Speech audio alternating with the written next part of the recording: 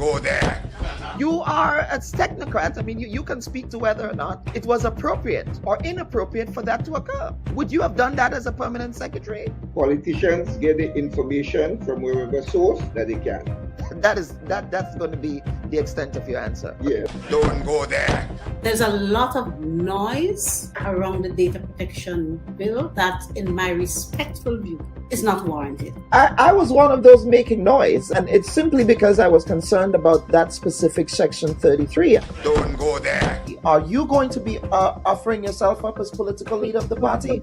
I see you've called me have a much more than diplomatic passport. I don't mind that. Don't go there. What is the relationship like between you and your leader, Dr. Mitchell, your boss, Dr. Mitchell? I'm not sure how to explain how to answer this question at this time. I prefer not to answer. Don't go there. They said that you approached the bank for the loan before the election and that it only materialized after the election. There are also conflicting reports around the quantity of monies that were received. What is the reality here? People try to extort the truth and to make all kinds of things about it. I just stay quiet. So if you notice, I was really and truly quiet about the whole matter. Well, except with not with the New Today newspaper. The New Today newspaper reported on this, so I'm not sure you were quiet on this. Go ahead, Honorable. Go ahead. Well, I'm just trying to answer your question, right? Don't go there. I think we just spoke at length about the regularization framework. So yes, we did. But let us talk, Prime Minister. Let us talk about the workers who are dismissed. The Bubb Report. We go there.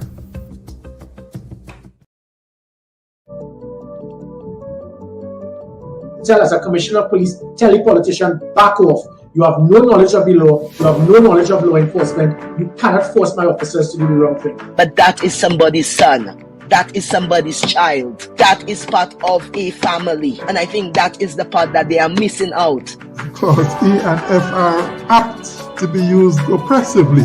It's like because we don't see disabled people as sexual beings, which is ridiculous. You mean they don't want to listen to your version of science? They have their own science. You have your science. What we need to do is teach people to think and not what to think. Today, it's too bad that everybody do what they want. If I could forgive Bernard Ford, then I could forgive Bob Morris too. And today, on this day, I no more have anything in my heart for what he did. The education system has to be very fluid and dynamic because we're living in very different and changing times. Treating all your citizens equally, all your citizens fairly, recognizing each group, not discriminating against one or the other.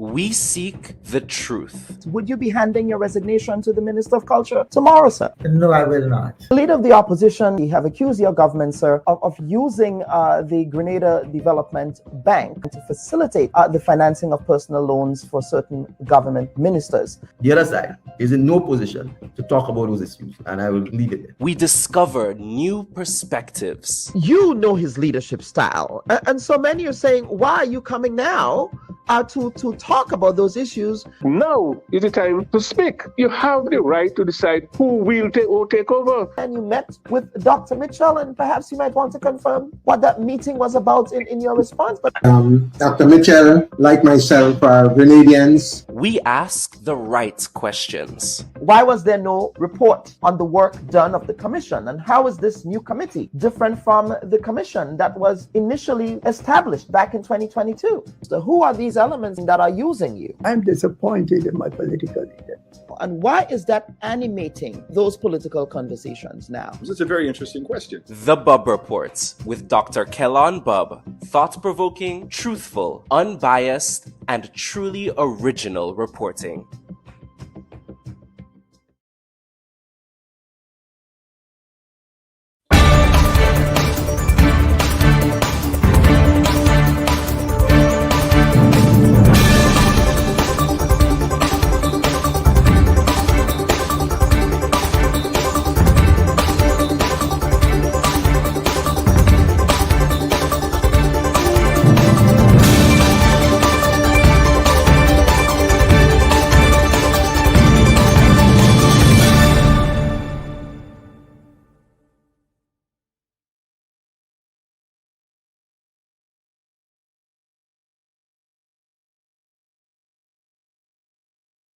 Should your loved ones pass on, they deserve to be treated with dignity. And at S.A. Johnson Funeral Home, we can provide you with that service. We can take you every step of the way during your sorrowful moments. When that need arises, call S.A. Johnson Funeral Home at 347-777-9797. That's 347-777-9797. S.A. Johnson Funeral Home is a Caribbean family-owned funeral home here in Brooklyn, providing funeral services, but in a dignified way.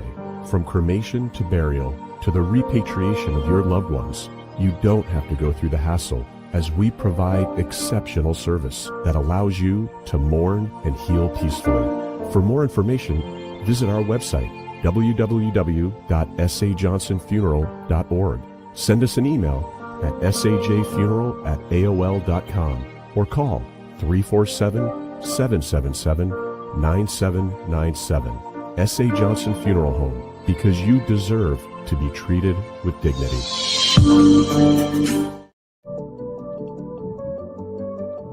Tell us, a commissioner of police, tell a politician, back off. You have no knowledge of the law. You have no knowledge of law enforcement. You cannot force my officers to do the wrong thing. But that is somebody's son. That is somebody's child. That is part of a family. And I think that is the part that they are missing out. Because E and F are apt to be used oppressively. It's like because we don't see disabled people as sexual beings, which is ridiculous. You mean they don't want to listen to your version of science? They have their own science. You have your science. What we need to do is teach people to think and not what to think. Today, stood by that. Everybody do what they want. If I could forgive Bernard Ford, then I could forgive Bob Morris too. And today, on this day, I no more have anything in my heart for what he did. The education system has to be very fluid and dynamic because we're living in very different and changing times. Treating all your citizens equally, all your citizens fairly, recognizing each group, not discriminating against one or the other.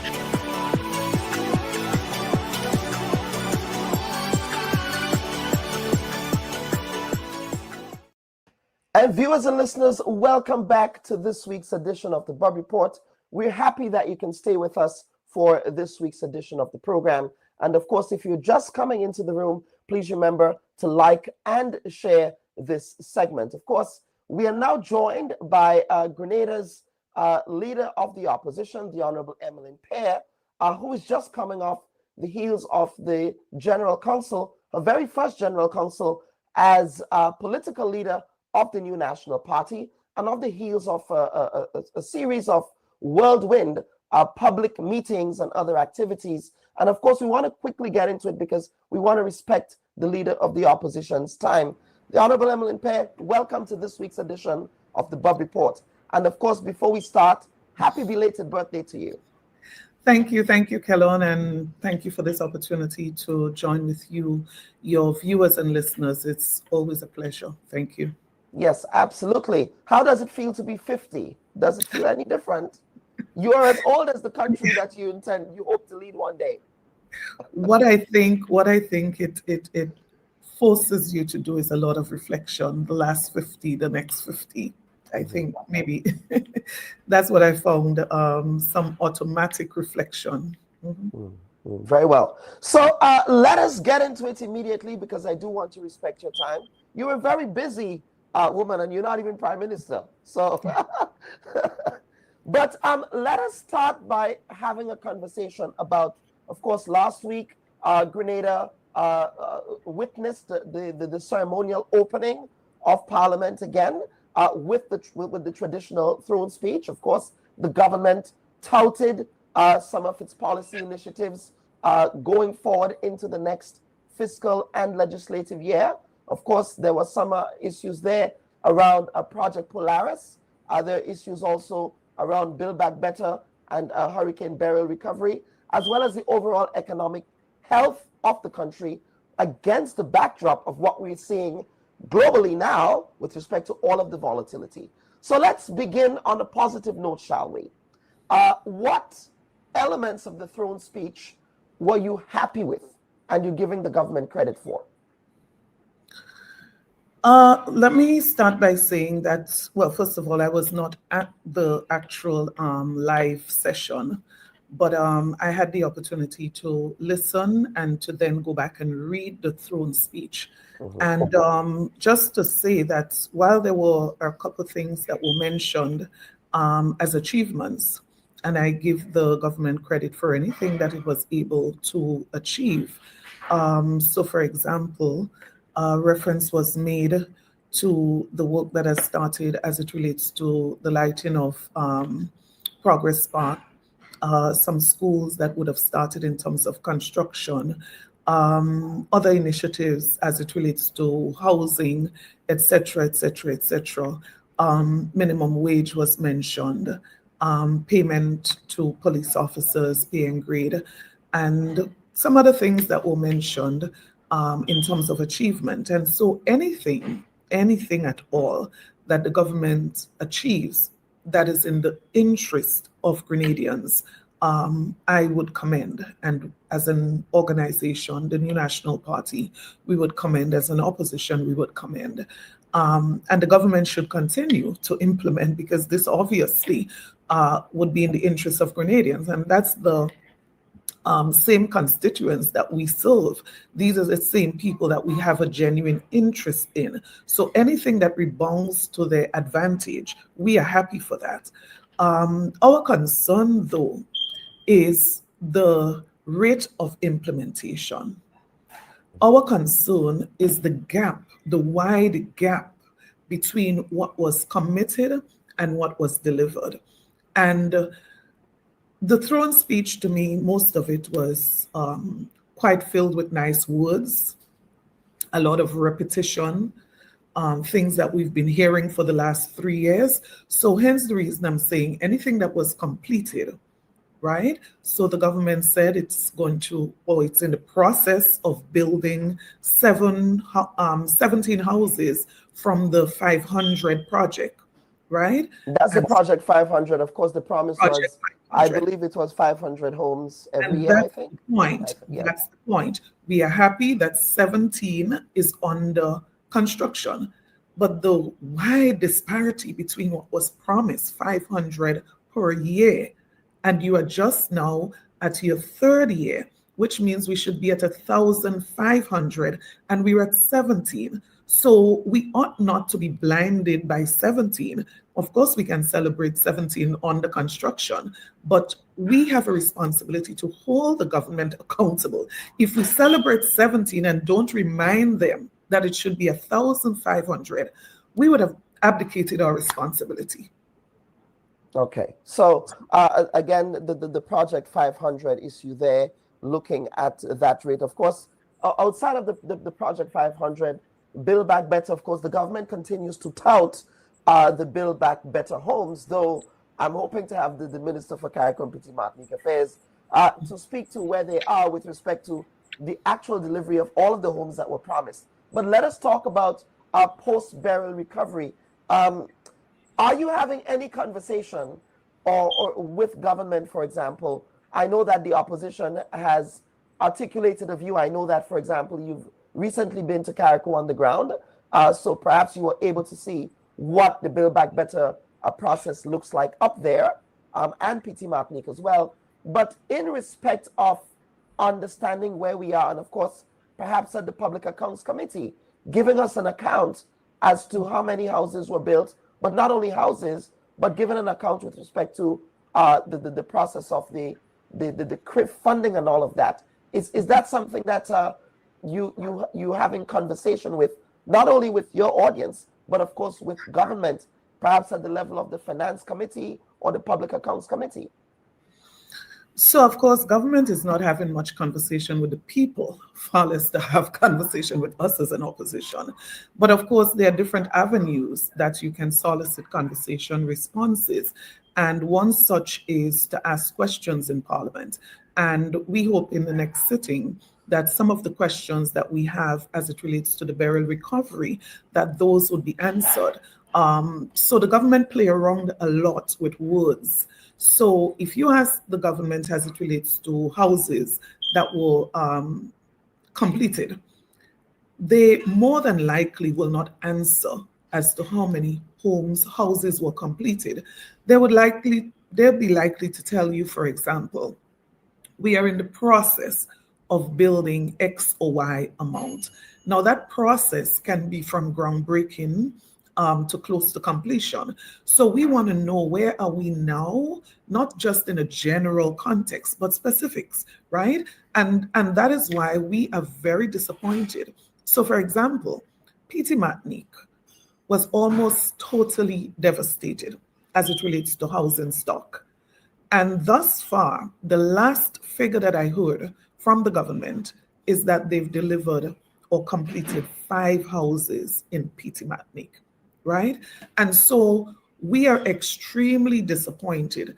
There's still too many people on the Thames and very deplorable conditions after 1 year.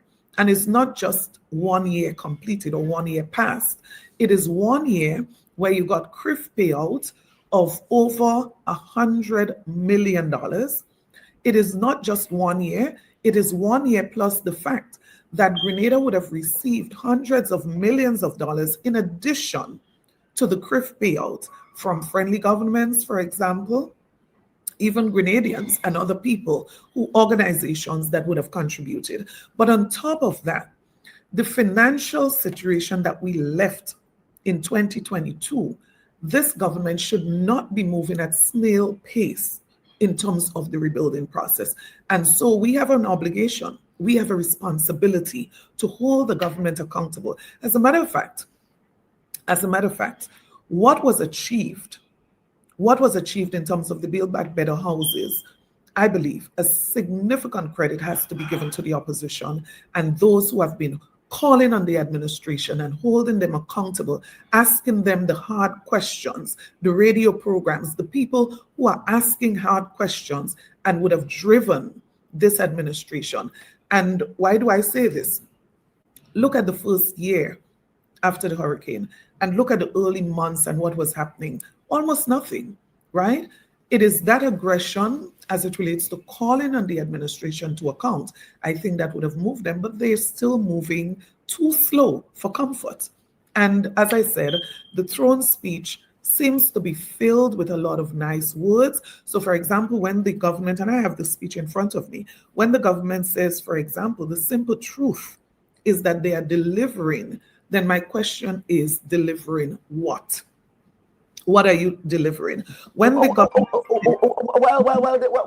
Honorable, the administration may say that they're delivering on their Project Polaris, that they have delivered pension reform, that they're delivering regularization, that they have delivered minimum wage in 3.5 years. I'm just parroting what the government would say that they have delivered. I'm trying actually to make why is there a criticism there? So I'm trying to make a very quick note of exactly what you just pointed out as major achievements. So let us start with pension. Yes. Now, this government, if anything, should take very little credit for the payment of any backlog as it relates to pension. And here is why. I'm not saying they should not share in the credit, but they should not take absolute credit for the payment of pension. There's only one reason why this administration was able to pay backlog, because we have to be careful with saying, as some people would normally say, NNP never paid pension. Remember, there were over 2,000, as a matter of fact, 2,200 people on the payroll as it relates to pension. Pensioners were being paid in 2022 before the NDC came into office. Over $75 million budgeted. So I am normally very careful how I speak about the pension matter, but let us just zero in on the full credit that the NDC has been taking for the payment of pension. As I said, there's only one reason that they were able to pay the pension backlog that they've paid, and that has to do with the prudent management, the fiscal management of the new National Party administration. Now, but there was also a court ruling. that they were obligated to follow. Of course, that court ruling happened in the heyday of the election as well. Absolutely. Yes. I was going to make that point as a follow-up. So you could have only paid it if you had the money. And you did not raise a cent. The government did not raise 1 cent as it relates to these payments. It was all monies that they inherited in the treasury of Grenada. So if I was in the position of the current Prime Minister, I would say, yes, we paid some backlog as it relates to the pension, but let us give some credit to the good fiscal management of the previous administration that we were able to do that. But as you also stated, critical point. Now, whether it was NNP, NDC, PPP, whatever party that would have assumed government, even a new movement, whichever. Now, the fact remains that that government would have had no choice but to do exactly what was done, because there was a court ruling and the government accepted, the government previous administration, they did not take any action as it relates to the court ruling. We accepted the ruling of the court. The time to go back to court would have expired, right? And so what it meant is that we had accepted responsibility to do just what the court would have instructed that we had to do. We did not raise an appeal. And if you did not raise an appeal within the time frame, it means that you accepted responsibility. So this matter of pension, sometimes it's laughable, actually, the way that it's touted about. The second one you raise is the issue of minimum wage as an achievement. And again, just like pension, no problem stating it as an achievement. But we have to look a little deeper as it relates to how the minimum wage increase was done. We believe that the government could have done this in a way that would have had less repercussions and negative implications as it relates to employment. So quite a number of people would have lost their jobs as a result of the way in which it was done. Quite a number of businesses are struggling to stay afloat because of the way that it was done.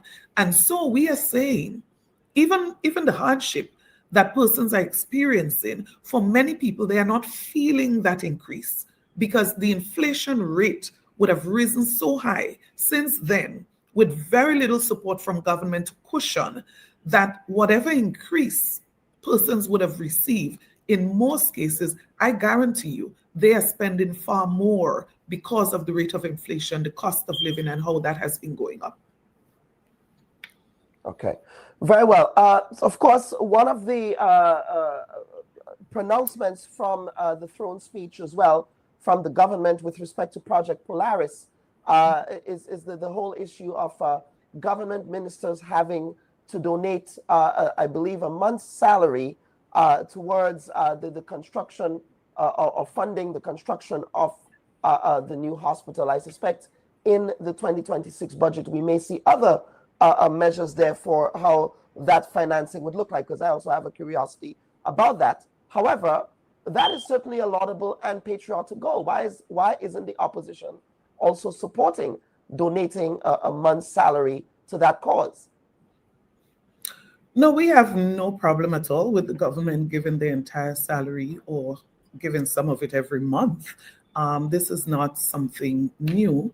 As it relates to Hurricane Ivan, we took a 10% reduction monthly, every month, as it relates to the recovery efforts then, right? What is unfortunate is that, note what I said, we took that reduction to help people to recover from the ravages of Hurricane Ivan. We would have loved to see the government take a similar decision to help the people of Carriacou and Petite Martinique and those in Grenada who were affected by Hurricane Beryl. Misplaced priorities, in my opinion. Now, you are going to put your salaries or part of your salaries, and of course, once per year, this is unacceptable. For an administration that gave itself more than 100% increase in salary within 1 year, when you have not even demonstrated that you have performed within 1 year, when you have nothing to show, you gave yourself 100% and more increase on salaries. Now you should, I guess conscience is beginning to kick in there. So we are saying the Polaris project, the government clearly would have stated that it doesn't know where it's going to get the monies from to implement this project. If you're calling on ordinary Grenadians to contribute to this, if you're prepared to give part of your salary to it, and you're looking to raise funds, you're hiring people, you're paying people to help you find resources, it means that you just don't know. Have you ever heard what is the total cost of this project? Have you ever heard when it's going to start and when it's going to end? There's so many unanswered questions. My question is, why are you going to put monies into this at this point when there are so many other priority areas that should be focused on? Why are you going to put us into so much additional debt over a project that you have no clue when it's going to start, when it's going to end in earnest, and you don't know where? So it's like people would say, you're going and tie up money into a project when there are so many other priority areas to focus on. Like I said, the issue of the recovery as it relates to Hurricane Beryl. You have the issue of the productive sector, agriculture, tourism, investing monies. So the government spoke, and probably we'll get to the whole fiscal financial issues. But when you look at what the government is projecting as it relates to this, it causes you to conclude that this administration don't seem to have a very clear path, a very clear vision as to where it is taking us at this time. But Madam Leader of the Opposition, with respect, you said you don't know the start date. The government did indicate that the start date was going to be 2026. In fact, in the throne speech, they said that, quote, a master site planner has already been retained to do the site planning for the entire 83 acres, as well as to develop the site into a world-class medical facility. And of course, they said construction works for Project Polaris in 2026 will begin with mobilization and site preparation. Now, in terms of funding, they've also articulated the establishment of a $25 million savings account at the ECCB, as well as the allocation of $23.6 million in the 2025, well, I suspect that might be 2026, going into the next budgetary year, estimates of revenue and expenditure, and $405 million in the 2025 Budget Authorization Act. Now, of course, the announcement from the Afrexim Bank, they said it's a $250 million funding there. So the government has articulated how that will be funded. And my position has not changed. Now, 2026, there are 12 months in 2026. So what I'm looking for is January, March, December, because 2026 can be December next year, right? And not just that, exactly what you read there, that's relevant. You notice the words used, mobilization, right? Site, you made reference to something about the site preparation, right? So I want to know at the end of 2026, where would we be as it relates to this project? Foundation completed, where would we be? What exactly are we expected to do in 2026 for the massive investment that we are hoping to put? There's very little clarity. So I'm not looking for vague language, because at the end of 2026, then you'll tell me, okay, well, what we had planned to do was to mobilize, engage consultants, do the site preparation, turn the soil. What exactly are we expected to achieve at the end of 2026? Because there must be a proper plan as it relates to this project. Year one, where would we expect to be at the end of year one? And I guarantee you that this government will not give an end date for this project. I guarantee you they will not give an end date. And what makes you so sure they would not give an end date? Well, maybe you have information. Do you want to suspect how long this project will take to be complete?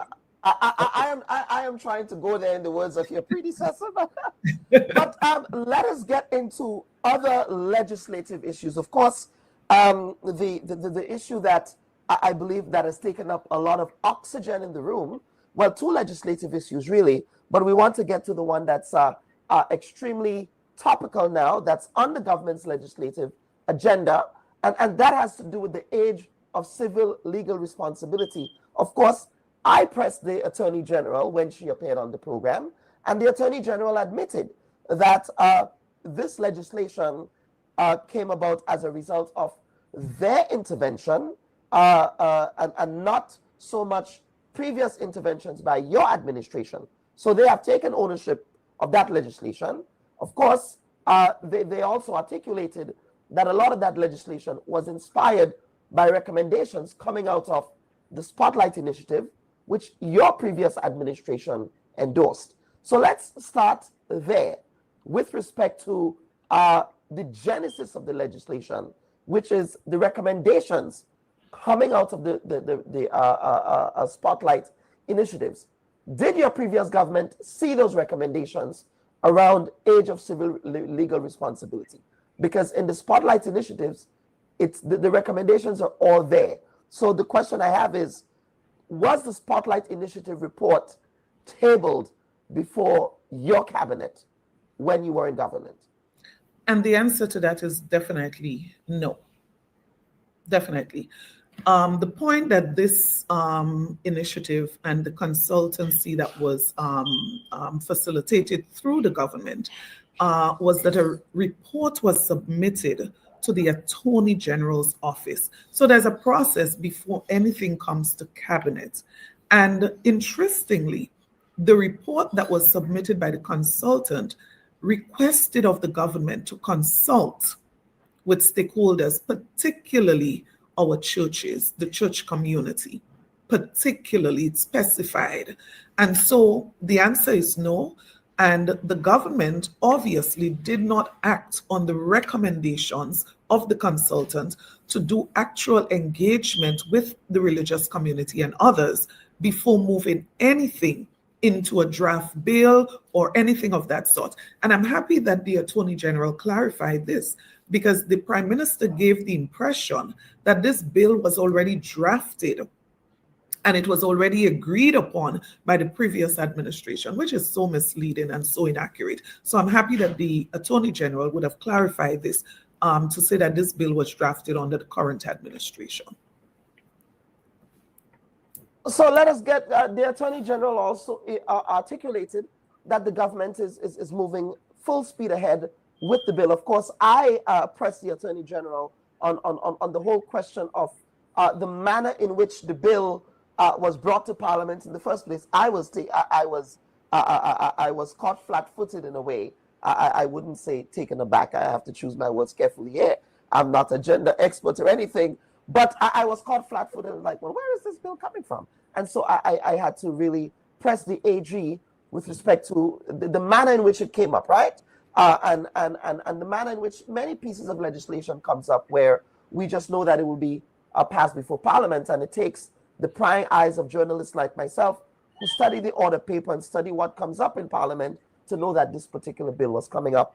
But let us talk about, of course, you've articulated a view, you've held consultations on the issue, but the fundamental argument here remains, Honorable Leader of the Opposition, and that is the question of allowing adolescents legal access to sexual and reproductive information and services.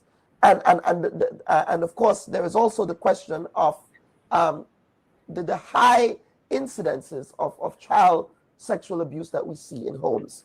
What is wrong with having legislation that addresses some of those cornerstone issues that we are confronting in Grenada? There are quite a number of things. Number one, the total disrespect for the community, engaging people, consultation, and the government seems to have generally an issue with engaging people, consulting with people, getting people involved in policy decisions, critical issues that are going to have serious implications. I'm not sure why the government has adopted a posture of let us just push this through without being even concerned what other people think, right? So that's the first issue. The government attempted to pass this bill without any consultation whatsoever. And that's the first red flag. It's not just disrespectful, but it shows that you can't really trust this administration, that when serious matters that can affect seriously a society, a community, a country, that we can trust them to get our views and our opinion. You know, it's more or less what they think and how they feel. They're just going to push ahead. So this is dangerous for democracy. It is also dangerous for the future of this country, because if this bill had gone through, the question is, where would we be today? But also it scares you literally. What else will they push through because they have a majority in parliament? And you see, we're just looking at this bill in isolation. This could have been anything at all, that they just choose to pass through all stages in one sitting and don't care really and truly what anyone else thinks. So there's a serious threat to democracy in that regard, and that concerns me. The second thing, this bill speaks about any, and you did not use the word any, any sexual and reproductive health service. And this would go as far as surgeries, treatments, and some very costly. So there are so many questions arising out of that. Why do you want to give such a huge responsibility to a teenager? Why do you want to give such a huge responsibility to a 16-year-old who might be struggling with this very stage of their life, that they are not able to make very clear, decisive decisions? And not just clear, but decisions that are in their best interest. And so they need the guidance of those who love them, truly love them, and care for them. Why do you want to put certain responsibilities in the hands of a minister of government? But not just that. Why would you want to pass a piece of legislation like this that is so wide and so vague and so all-encompassing of all children within this age group? You're absolutely right. There are issues and concerns as it relates to child abuse, but we are behaving and responding as if every child in Grenada is being abused. We are acting and behaving as if every parent in Grenada is delinquent and every father is abusing their child, every mother is a don't care. That is how we are responding in terms of this piece of legislation. And hence the reason there is absolutely no way that we are going to support this piece of legislation coming back to Parliament or even coming back in its current form, right? The implication of this is just too far-reaching, and there's so many questions one can ask. So if you're asking a teenager, a 16-year-old, a 12-year-old to access services without the knowledge of parents, question is, who is paying for these services? And I've listened to some people on the government side defending this bill. And one of the things they keep referring to is the intention of the bill. I've heard one person made reference to the fact that we can look at plans and we can look at policies after. Well, we better get up and start smelling the coffee that's before us, because once this go into law, what a person would do is to implement and to act based on what is now legal. So it has nothing to do with what's in somebody's mind or what's even in their heart. So you can have all good intentions, but it's not about our intentions, good or bad. It is about what the legislation specify. What happens when you go to court and you put this piece of legislation in front of the judge? They are ruling based on what's in the legislation, not what's in the mind of a government minister. So we have to declare that the legislation is tight enough if we are going with legislation. And I subscribe to the view that we don't need a new piece of legislation. We just need to strengthen existing legislation, because there are legislation as tight as, and I'm saying we could even tighten them, that if you're a professional, let's say, for example, a teacher, do you know that you can go to jail based on current legislation if you know that I'm a student and I'm being abused and you fail to report this to the relevant authority? You can be fined thousands of dollars. and you can end up in prison as a result of your non-reporting. So there are legislations specifically designed to protect children. I am saying any loophole, let us make sure that we close those loopholes. What other legislation are you proposing that we tighten? Because in a conversation that I had with parent advocates, folks from the Planned Parenthood, and of course Mrs. McQueen from the Spotlight Initiative on a previous sitting of the Bubb Report, one of the suggestions that was raised was looking at ways that the Child Protection Authority, strengthening Child Protection Authority current regulations. But what other specific legislation have you looked at that needs to be strengthened, that will fundamentally look at protecting the subset of children that have issues with sexual harassment at home at the hands of their parents?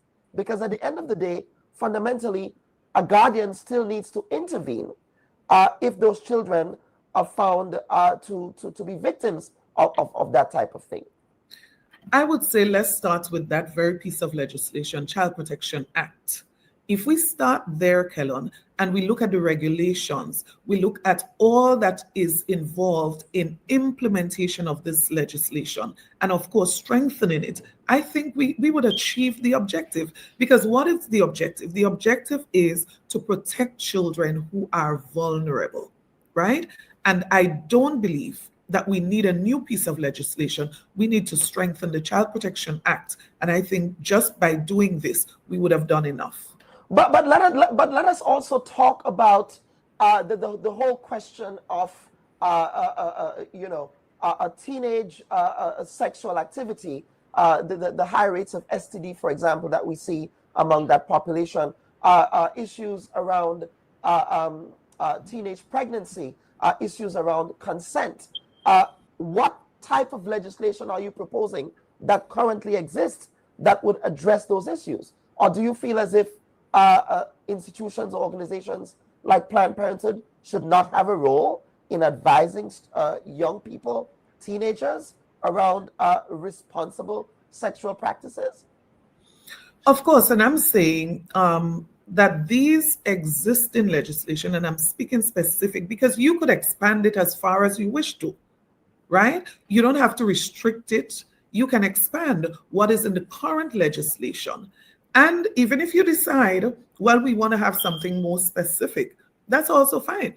But it must never be something that creates a bigger problem, in my opinion. So do whatever you want to do in terms of new legislation. If it is that you must do something new, that's fine. But just not what was just brought there. That is going to have more problems, create more problems for society. And let me also make the point. Now, the emphasis seems to be on legislation. And you know our history and our culture as it relates to laws. So we have all kinds of laws as it relates to violence, as it relates to possession of ammunitions, etc. Can we honestly say these legislations have reduced? Additional legislations, did they reduce? Think about the gun amnesty we just had. Man, it appears almost every day there is somebody arrested for an illegal firearm. So I'm saying also that legislation, let us not behave as if legislation is the solution to the problem, because there's so much more. Where are the additional programs in our schools, in our communities? Where are the programs that preaches and promotes abstinence, for example? Are we getting our priorities upside down here? Where are the support systems at the community level? Do we need to be expanding these as it relates to support systems? Or are we just focused on passing laws and hoping that these laws are going to prevent people? We have laws on the books as it relates to murder. What do we say about our rate? What do we say about persons who are still ignorant as to what these laws actually say and probably don't even care about the laws on the book? So I'm saying laws are good, but let us not treat them as a complete solution to a problem. I believe we can achieve even more. As I said, one, strengthening existing legislation, but two, focusing on putting additional financial resources into these very organizations. You speak to these organizations that you just mentioned, Child Protection Authority, Coalition on the Rights of the Child. You speak to them, and you know what they're going to tell you? One of the biggest problems has to do with resources, financial and otherwise. So are we going to strengthen them to be able to do a better job at what they're doing, supporting and protecting our children? There are so many things that are critical that no mention is even being made of those things. As I said, our schools, our churches, our communities, what are the programs to complement, to support legislations on the book? What exists now as it relates to when a child goes to the court? What exists now in terms of protection, in terms of that person being treated in a way that they're not feeling that they're forced to stifle themselves as it relates to even sharing? Where is the perpetrator sitting in relation to the child that has been abused by this perpetrator? What is the court environment currently? Where are the safe homes and houses for these children to be protected? I'm saying there are so many things, in my opinion, that we need to be focusing on. We cannot just narrow this and trivialize this to new legislation. Let us strengthen. If it is that we must do new, and I don't think we should, let us find a piece of legislation that really addresses the root of the problem and does not create far more problems for society. And Honorable Pierre, I do want to respect your time, but there are three other issues that we have to address before we send you on your way, if you will. Excuse me. And that has to do with, of course, the pending fisheries ban that the fishing sector in Grenada is about to befall the fishing sector of Grenada. Of course, we know how important the U.S. market is for the fisher folk in Grenada, and the incomes that proceeds from these exports into the United States generate for fishermen from Petit Martinique or all the way down to Woburn in the south and Telescope in the east. Of course, the government last week, they articulated that they have been going on a series of consultations with fishermen and that they are going to be in compliance, though belatedly, with what the Marine Division at NOAA has been requesting for many years. Now, Honorable Leader of the Opposition, I would say this. I've heard on your political party's platform a critique of the current administration with respect to how they have handled this, and they are culpable and responsible for dropping the ball here. But would it not be fair to say that your administration is also culpable and responsible for not responding to the requests or not responding to the announcement of the regulations when it was done? In fact, Grenada was given a grace period during your tenure in office. So the reason why I'm raising this is because sometimes I hear politicians, whether it's on your side or the other side, articulate blame here or there, but I think sometimes we have to have honest conversations about just admitting that, yes, we also dropped the ball, and while also critiquing the current administration for also dropping the ball. So let me say this. Now, in 2021, now this is coming out of the COVID period when the extension was requested. And that extension was given the period 2021 to 2025. 21 to 2025.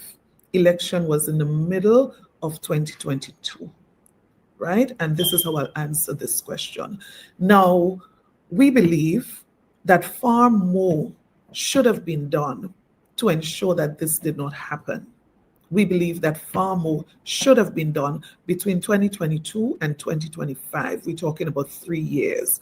And this administration gave a commitment that they've set up a ministry of implementation. So things that were taking, too long under the previous administration. That's why they came, to fix that, to get it done. So we don't expect them now to be going back to the previous administration. And as I said, if you count the number of years, 2021 to 2022 versus 2022 to 2025, then the answer to that is clear. Right? If I may just take a pin, please. I'm talking about the initial notice that was given when Mr. Roland Bowler was Minister of Fisheries. In fact, there was also a period when Grenada was expected to provide feedback to the proposed rules that NOAA said that they were going to implement. Grenada did not respond to that in 2015. So the point I'm making is this was a long time coming. And yes, the current administration, they are also culpable for not. And you correct there about the whole question of, because that's what they touted, implementation. Anything that the previous administration did not implement, we are going to implement. That's what, But let me make the fundamental point. We cannot say that nothing was done between the period of, you mentioned 2016 to 2022. Now, of course, you can imagine what some of the things that happened between that period, which is why quite obviously there wasn't a ban then, because there was an understanding that due to the circumstances, the prevailing circumstances such as COVID-19, it's about survival, right? And there must have been a good reason why the US felt that we needed an extension of all these years, because they accepted the fact that between that time, there were some things done, but there would have been some delays as it relates to the COVID period and that wide gap in terms of completing all of those things that needed to be done. So I'm saying the ban could have come in 2021, but it didn't, because there was an understanding that, of course, there was need for some additional time to do certain things. Now, if you look at where we are right now, we are concerned, and you mentioned consultation, and I want to start there. The group of fishermen who would be most impacted by this ban would be the fishermen of Carriacou and Petit-Martinique in terms of numbers. And we don't understand, how is it that they were left out of that list? They were not named on that list. And we believe the government has a responsibility and must journey to Carriacou and Petit-Martinique to engage these fishermen in their space. That's number one. Number two, of course, as I said before, we have been calling on them to engage the fishermen, and we are happy that they're responding now to this, right? But we also understand that there are serious legislations that need to be enacted, and we are hoping that the government would move speedily to get those done between now and the end of December. So if I have to prioritize, I would prioritize that. I would agree with you there. I think that legislation for the first sitting of Parliament, of course, it should shut be the Parliament down. That should be the first thing that's done. Right. The second thing is diplomatic engagement and engagement with all of those stakeholders as it relates to standards, right? I'm looking at our diplomatic, I would say, gymnastics and stunts, and those concern me very deeply. Now, we have to ensure that we are not doing anything diplomatically to create any additional problems as it relates to our engagement and doing business with the United States of America. Let us just remind ourselves, and sometimes we don't find the right correlation between different things, right? So while this might be an independent activity or initiative, let us be mindful that we are speaking about the United States of America. Let us also be mindful that when it comes to the issue of stayover visitors, one of our largest markets is still the United States of America.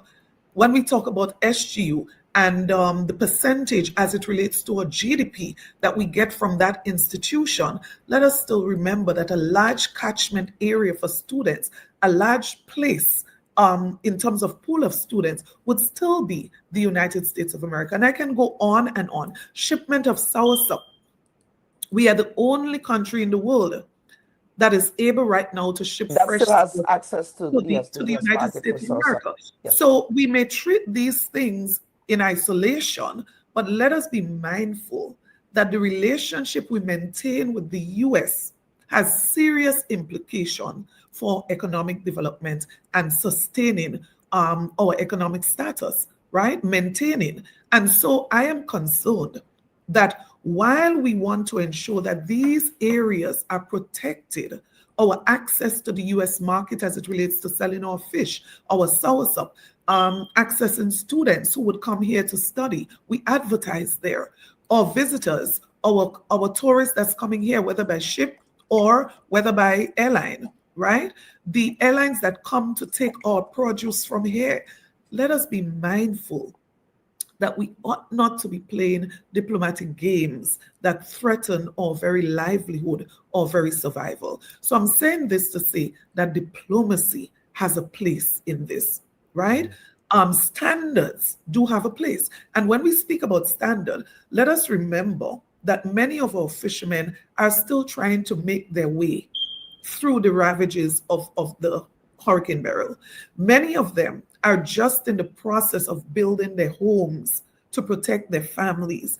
Many of them would have used most of their life savings to repair their homes. So it means that if there are demands upon them at this time, we need to be looking at what support measures are we going to be putting in place. And these are some of the things that the throne speech was very silent on. I would have expected, based on the urgency of the situation, that the throne speech would have not just highlighted some of those things, whether it be just in a general sense or not, but at least to give hope to these fishermen that there's a commitment, there's a response from the government of Grenada. Look at the issue of cost of living. The cost of living is increasing astronomically. And so you would have think that a throne speech would have some very clear statements that give hope as it relates to the rising cost of living. We want a government that is responsive. We want a government that is caring. We want a government that understands the plight, the real plight. So when you use your throne speech to make statements, that seems to indicate that things are perfect, right? That we are doing so much. This is not an opportunity to gloat and to overstate the situation, but it's an opportunity to give hope to people, to identify or to help them to realize that you understand their plight. And I think it was very lacking in this regard. You are using an opportunity to even overstate your achievements. And one that comes to mind right now is the issue of TVET, right? Now, this administration inherited what I call a foundation as it relates to TVET, policy and strategy. As a matter of fact, even the pilot project as it relates to students doing CSEC. Now you inherit something. You had community programs where we were running community programs in schools. You abandoned that and you said we are going to build centers for excellence. Now, while the grass is growing, the horse is starving. We didn't have to close down the community projects. We could have continued them, improved them while we build centers for excellence, while we do the research. We could have continued the pilot projects so students can pursue areas, TVET areas at the CSEC level. We could have continued to expand certain programs, but where are we today? We closed these initiatives, we stopped them because we are coming with something better that we cannot start in earnest. And what we keep hearing is recycled excuses and recycled suggestions as to where we are going. So we were told we are going to expand the TVET program. As someone, anyone in the Ministry of Education, where are we with the pronouncements as it relates to TVET in primary school? Ask someone, where are we currently with TVET in secondary school? Ask someone, where are we currently with the Centers for Excellence? I am saying it's not just about nice words and gloating and touting achievements. It is about real delivery that people can feel, that can make a difference in their pockets. That is what people want. Too much nice words and explanations. So now we're hearing about the percentage of allocation. You told us that before, that you're going to increase the allocation for TVET. Now you're coming back to tell us you're going to further increase it when you have not done anything significant.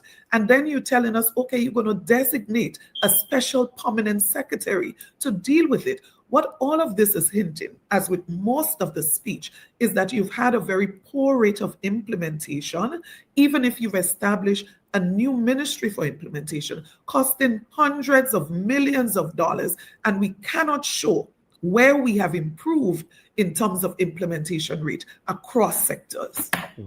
Well, Honorable Pierre, I do hope, I'm not too sure when the next Public Accounts Committee meeting is, but that is something, as someone who covered Parliament, Mr. Pierre sent me, he's the one that introduced me to Parliament coverage, and one of the things that he always spoke about was ensuring that we go to the Public Accounts Committee meetings, because that's where we'll get a lot of information. That is where government has to be held accountable, really, at the level of Parliament, so that the citizens can have an awareness as to how their monies are being spent. So I really hope to hear updates from you and the other members of the Public Accounts Committee around, all of the ministries and the spending, especially the burial spending. A lot of monies were, allocated for the burial there in the budget. We had what you might call it, a supplementary for burial too. So I'm hoping that the Public Accounts Committee can give us some answers there. Seriously lacking. But two final questions, and we're segueing now into the politics, if you will. I'm talking about party politics now, and your stewardship and leadership of the new National Party, of course. And just before you segue, just before you move there, I think the critical thing that we need to focus on is the whole fiscal financial situation, because in the throne speech, and I actually have the document in front of me, the government reported that since they assumed office, the economy has grown by an average of 5.1%. That's misleading. That's misleading. Now, if you look at what has been happening, we've been barely growing by 4%. We're barely meeting the 4%, right? And the only way you can account for 5.1% is if you go back to 2022 and you look at what has happened there. Now, this obviously cannot be treated as an ordinary, consistent rate of growth. And it's because of that, if you minus 2022 from that equation, and you look at the first full year of this administration, you would notice that we're probably somewhere around 3-point-something%. And so the attempt to mislead with numbers is something that's also concerning. But there's another point that I want to make as it relates to that. Now, if you're talking about good fiscal management and performance, right? Now, we got to be careful with those statements in relation to the reality on the ground, right? So you have declining growth rate, but on top of that, you are now experiencing a deficit. The last numbers we had was over $30 million. And we must always bring into sharp focus, where were we in 2022 and where are we now? You inherited a treasury. You confirmed over $500 million. You were able to access 14 days after the hurricane, $118 million. In addition to that, you boasted revenues of over $1 billion from the sale of passports. And if you add all of the other revenues that were collected, the question is, why are we not doing better? Why are we now in a deficit? And if you go back, exactly what was said on the last budget as to where we think the country was going, you would see we are heading exactly in that direction. And so the government, in their budget, in the throne speech, they spoke about how they are going to move forward. But what I'm concerned about is that the throne speech said very little about how they're going to reverse this particular situation. And I want to just close on this by going to an actual statement that was made by the Governor General in the throne speech, and this is where I would end. I need to just find this in the speech. right? Yes, I have the speech open as well here. Let me follow you along. Yeah. So I'm going to make reference to one of the statements made. Government would adopt a counter-cyclical fiscal strategy, right? And anyone would interpret this in so many different ways. What does that mean in economic terms? So we know it's talking about the opposite direction, but overall economic cycle, the opposite direction. But it goes on to say from 2027, and my question is, why not 2026? It says from 2027 onwards, a more disciplined, so it's confirming that you have not been disciplined, and restrictive fiscal path would be implemented. Why? To safeguard our hard-earned gains and ensure long-term fiscal and debt sustainability. Now, Kellon, the truth is that when you look at what has happened over the last few years and what is projected to happen this year as it relates to the debt, this government is probably going to get the record for putting us in the most debt in the shortest space of time in this country. That is one. And two, as I said during the budget, the policy, you cannot be spending most of your monies under the recurrent budget, recurrent expenditure. You got to be investing your monies on the capital expenditure so you can see growth in the economy. And if you're cutting the productive sector, budget under the productive sectors, if you are having declining numbers in terms of stayover visitors and you are not putting measures in place to address this, then we are spinning top in mud. So we just confirmed that the first half of the year that there's been a reduction in stayover visitors. What are we doing to address this? Our biggest market, one of our biggest markets would be the US. Second to that, the other big market would be the UK. Now, guess one of the measures that the government has recently supported? Increase in the cost of electricity. These hotels are struggling to pay their electricity bills. They are struggling to stay afloat as it relates to recurrent expenses. Now, when we notice a decline in stayover arrivals, what would be your response to this? And I'm saying we are concerned about the measures, the response, the actions. It lacks responsibility, it lacks conscience, it lacks care, it seems to lack even a knowledge of the reality on the ground. So I'll allow you to segue now. Absolutely. Of course, that is something we'll be looking at, of course, going into, of course, we have a budget to be read, I believe. I suspect the government might be returning to the normal schedule. Have you heard anything? Well, of course, I know that budget consultations are happening now. So I suspect it might be at the December cycle. I know last year it was late, but let's see what happens. Of course, the people of the country, of course, we have to hold our government to account. We are the bosses. we are your bosses. And you're in government. And I trust that those being in the government, by being in the parliament, yes. And I trust that those who felt that way about the NNP administration, that they were our bosses, that they would behave and respond the same way towards this administration. Absolutely. We are the government. The people are the government. There's a reggae song that goes that way. But let us segue now, Honorable Leader of the Opposition, in respecting your time.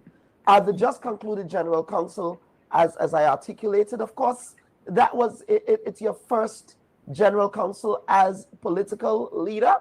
But of course, coming out of the General Council, and of course, what was picked up was some of the bellicose rhetoric by your predecessor, Honorable. Is that type of rhetoric something that you support your current chairman, party chairman, to be using at a General Council meeting? Of course, he said much more. Of course, he also, to be fair to Dr. Mitchell, he also articulated some of the challenges that the country is experiencing.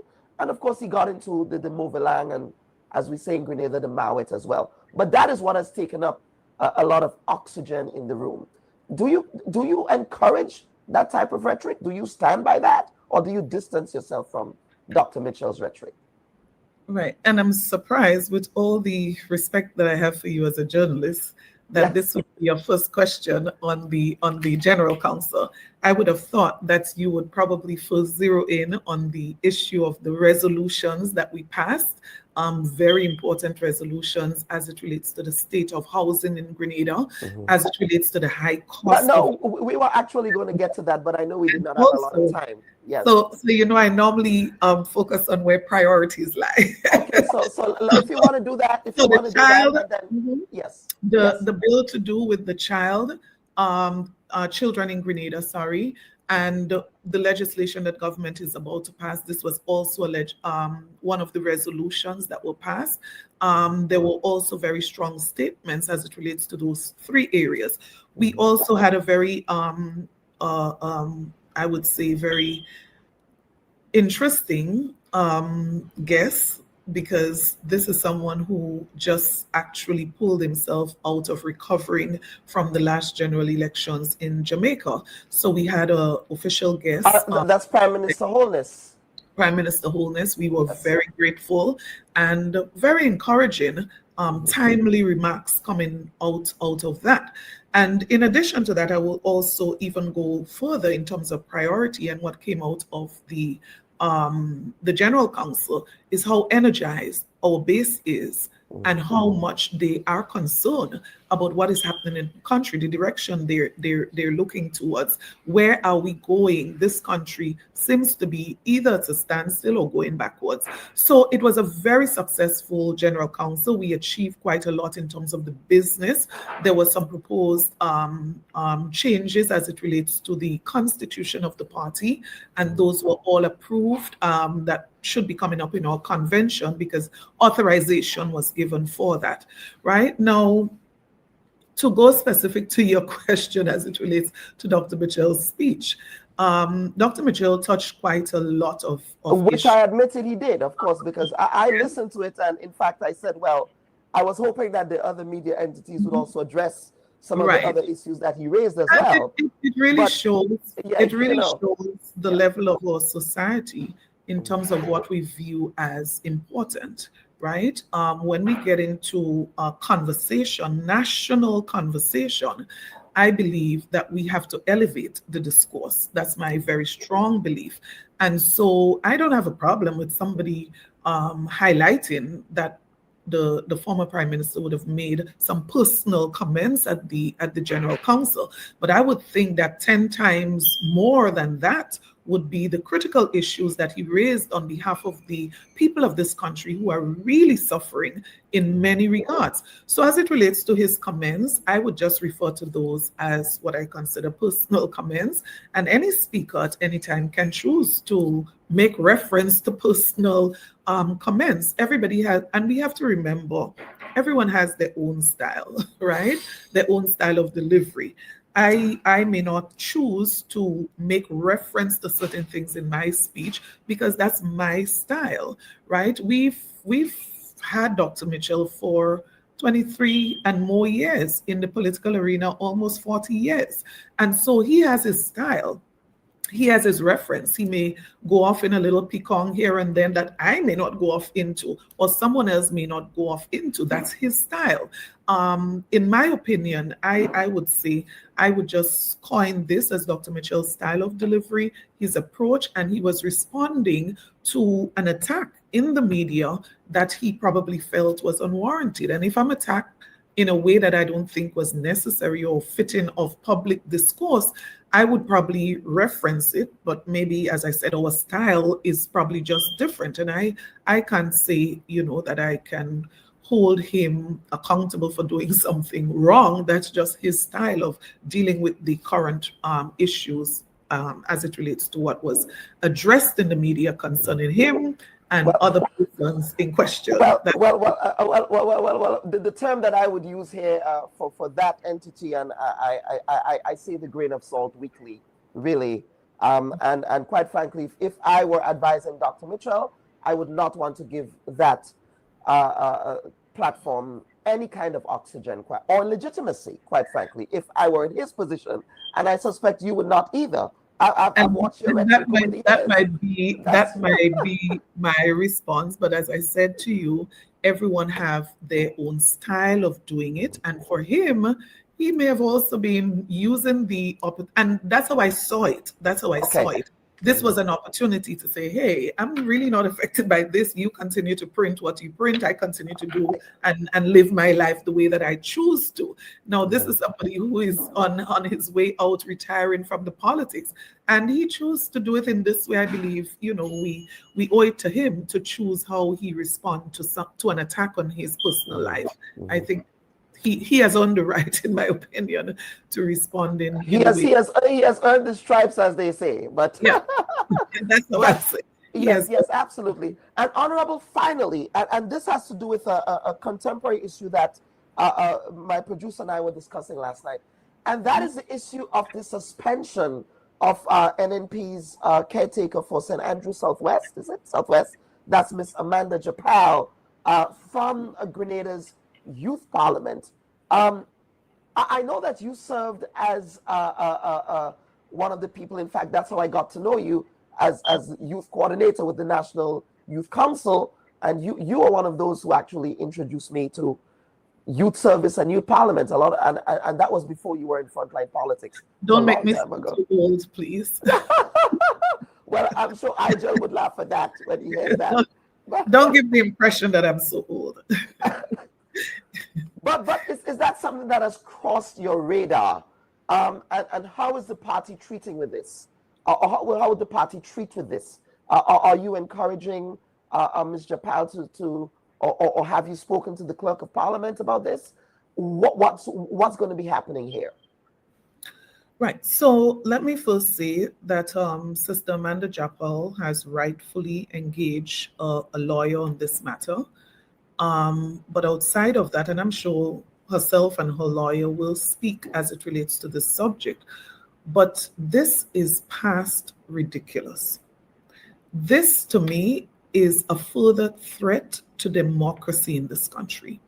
And if we continue to sit down and accept what this administration is meting out on Grenadians, I believe we're going to wake up one day and regret where we end up, right? Now, I don't even understand the role of the clerk in this matter. There is nothing in the legislation in Grenada that gives the clerk the authority that he has assumed. And if you ask me, I'm going to be blatant and very plain on this. I believe he is being used in this. This is not a matter that concerns the parliament, the official parliament of Grenada. There's no way or nowhere you can find in law that the youth parliament falls under the umbrella of the official parliament of this country. You have upper house, lower house, full stop. And so the attempt of this government to use the clerk, the position of the clerk of parliament, is distasteful. It is nothing short of victimization. It is nothing short of an abuse of power. And it is a direct attack on the young people of this country, a promising young person as Amanda. But not just her. This is not just about Amanda. This is about the many young people who would have put their confidence in her. Over 90% of them voted for her to be their representative. And you take a unilateral decision because of politics to suspend her. And before suspending her, to interfere with her stipend. To me, this has crossed the line. This has crossed the line in a big way. And the other thing as it relates to this, let us go back to why we are doing this. In case maybe you're not aware or you don't remember, the very first time I participated in a youth parliament, it was a regional youth parliament. That's the very first time. It's probably the only one I participated in. And that regional youth parliament was held in Grenada. You want to guess what? The very seat that I occupied turned out to be the very seat that I sat in when I was sworn in as a senator. And this was on Church Street, not in any other place. At York House, yes. At York House. Now, our vision, because the vision of Youth Parliament is an NNP administration vision.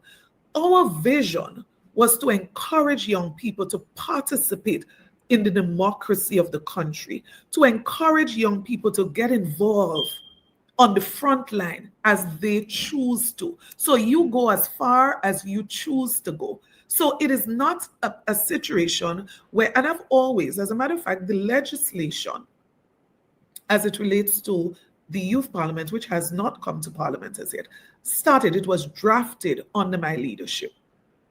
So Lawrence Joseph was instrumental in that regard, right? And you know why we went into developing legislation or draft legislation? It is because we wanted to move away, and I feel very strongly about this. We wanted to move away from the concept of mock parliaments, right?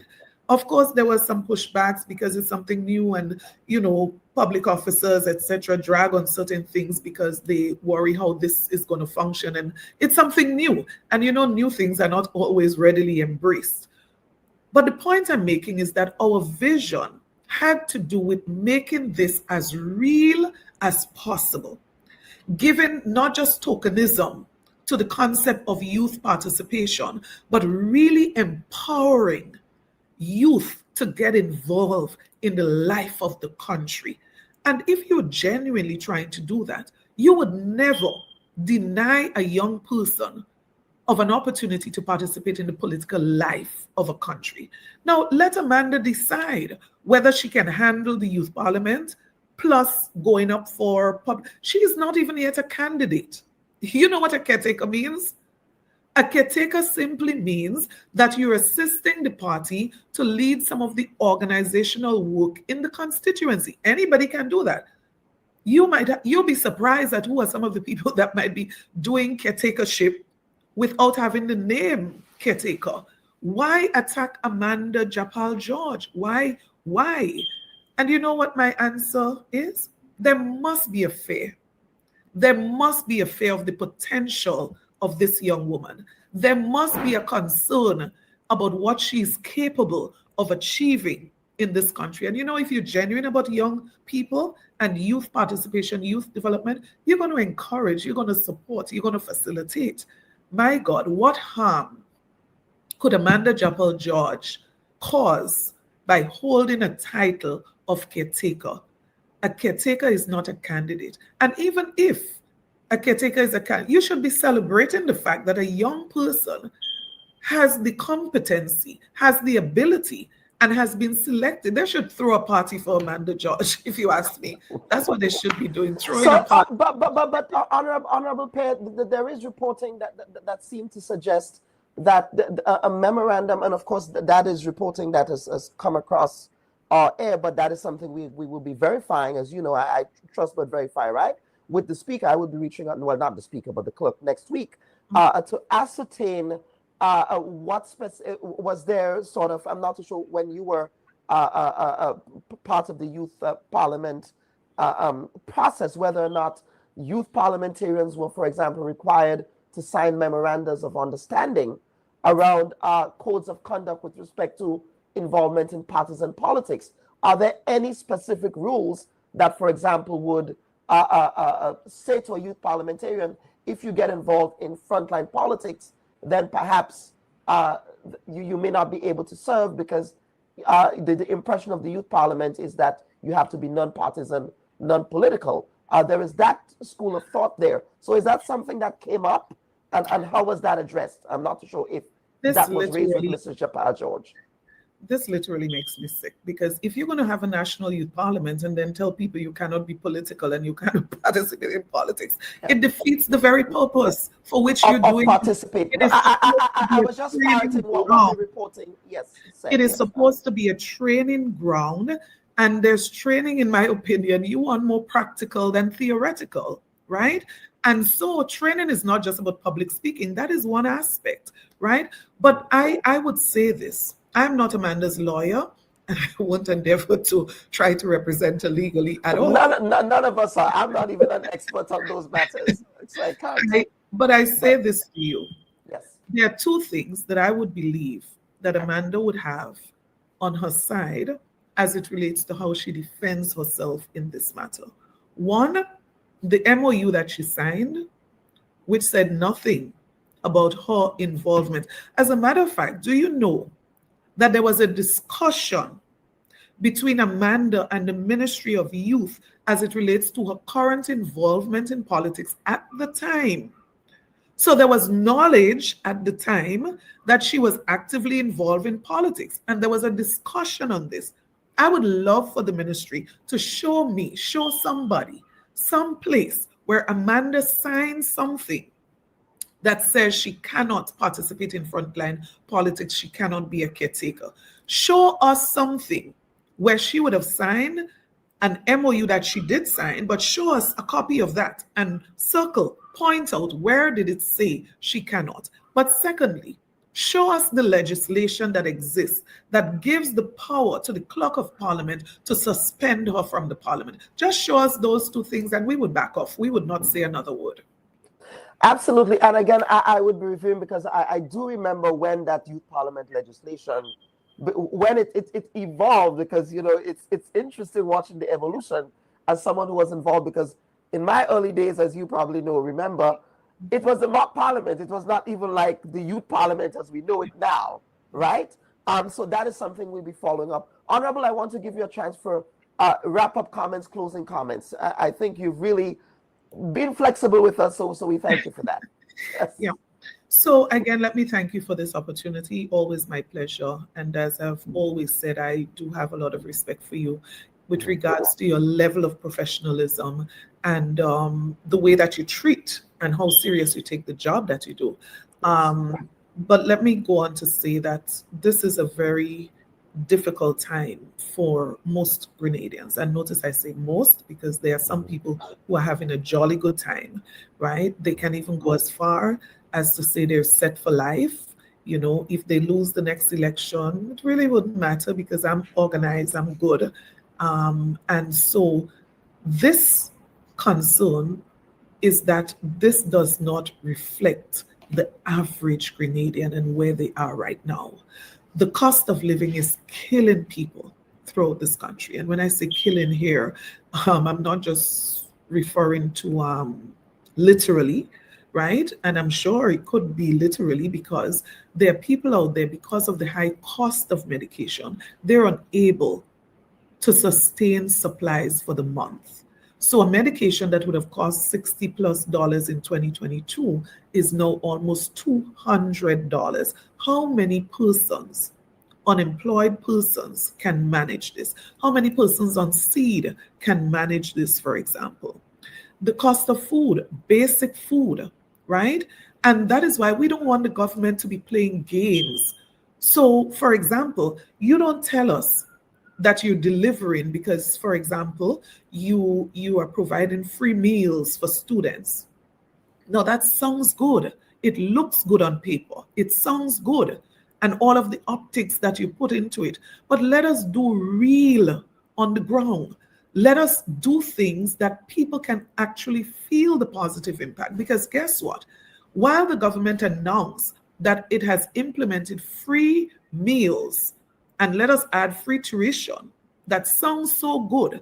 The reality is that some schools struggled to complete the last year. Some schools had to literally credit items to be able to sustain the program. Some schools had to literally close the program. Some schools had to beg individuals to help sustain the program. And some schools ended the year with a credit bill that they did not know how they're going to cover. Let us look at free tuition. Nice words, look good on paper, sound good in the throne speech. As a matter of fact, this throne speech was so lacking. And it was so, the deficiencies were so huge. So the GG reported, the Governor General reported that government will implement a free tuition and a free meals program in schools, right? Now, you're reporting something is done, achieved. I would imagine maybe you're so disappointed. So a child gets free tuition, but cannot go to school. I found a child that I had to assist recently who dropped out of TAMCC because that child could not attend school because of the transportation cost. Now, there are people who used to be sponsoring people to go to Tamsisi. Now the government is giving their children free tuition. Let us use that to help that young guy who cannot pay the transportation costs. So now you have to pay for him to redo the subjects that he failed because he couldn't attend school. And now you have to find ways to help him to pay transportation. What is this? A mockery of some kind. So we are saying the situation in this country is one where we need the government to focus on the reality, the issues that are really affecting people, and apply empathy to take action that truly makes a difference, not to promote yourself and to look good. Action that affects the people positively, the fishermen, the market vendors who are going to Tongue and to Grenville every day, going back with the goods because people just can't buy it, right? There are so many issues. But I'll close by saying this. The New National Party administration, what I can say about us when we served in government is that we were tried, we were tested, and we delivered. I would never say we were perfect. What I would say is that currently our energies are spent on strengthening our team so that when the people of Grenada, as they're already calling on us to get back to serve them, we are going to build on the legacy of the NNP. We're going to build on the achievements of the NNP, and we are going to work with the people. We are going to work hand in hand with the people to create a brighter Grenada, a united Grenada for all Grenadians. We don't subscribe to us and them. We want a Grenada where everybody feel that they are respected and everybody feel that they have a stake in national development, and that everybody have access to the pie, the national pie. It should not be reserved for people of a particular color or people of a certain class. It must be for all Grenadian. So, Kellon, thanks again for the time, and it's my pleasure. And I really do want to say this. I believe that Grenada, our brighter, better days are ahead of us. But I believe leadership is necessary. It's essential. And with God on our side, I believe that when the people of this country calls the New National Party back to service, that together we are going to build a better Grenada.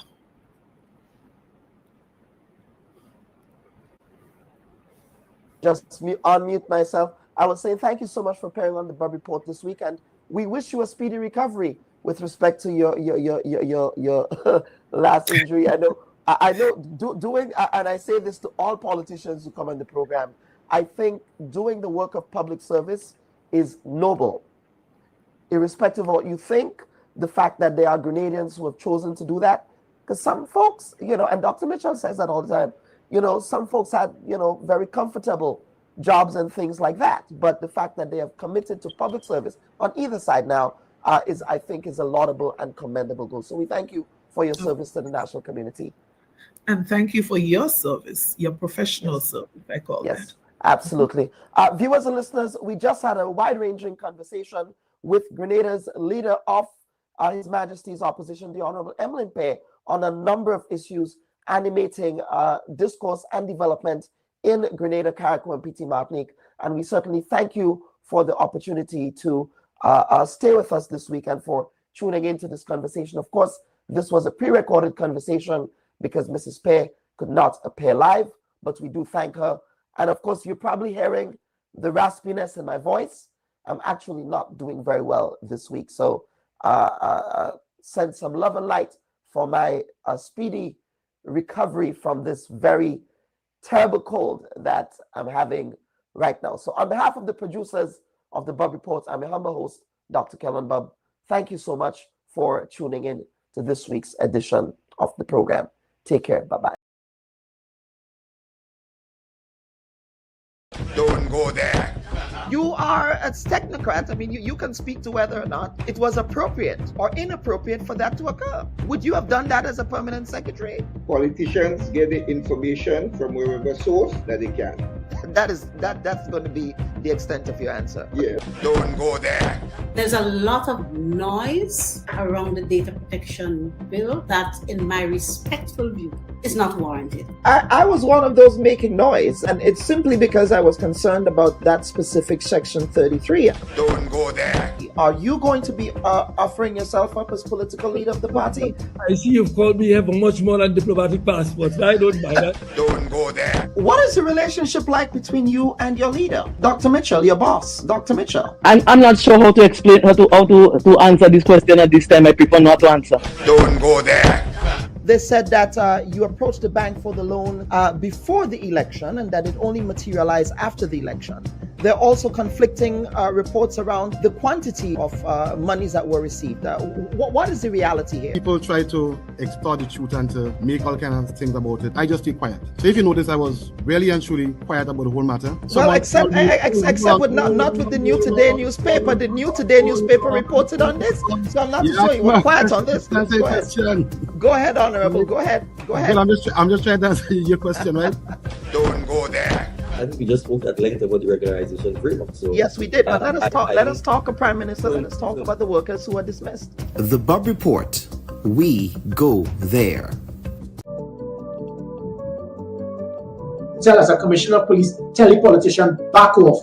You have no knowledge of the law. You have no knowledge of law enforcement. You cannot force my officers to do the wrong thing. But that is somebody's son. That is somebody's child. That is part of a family. And I think that is the part that they are missing out. Because E and F are apt to be used oppressively. It's like because we don't see disabled people as sexual beings, which is ridiculous. You mean they don't want to listen to your version of science? They have their own science. You have your science. What we need to do is teach people to think and not what to think. Today, stood by that. Everybody do what they want. If I could forgive Bernard Ford, then I could forgive Bob Morris too. And today, on this day, I no more have anything in my heart for what he did. The education system has to be very fluid and dynamic because we're living in very different and changing times. Treating all your citizens equally, all your citizens fairly, recognizing each group, not discriminating against one or the other. Hi everyone, thanks for checking out the Bubb Report's social media pages. If you'd like to get more videos, show highlights, and watch our weekly live show, follow our Facebook, Twitter, and Instagram pages, and also subscribe to our YouTube channel. You can catch repeat episodes on Wednesdays at 4 and 5 p.m. respectively on CRFM Radio and GBN TV in Grenada. We are also viewed on Sundays at 8 p.m. on WPG 10 throughout the Caribbean. Thanks for watching.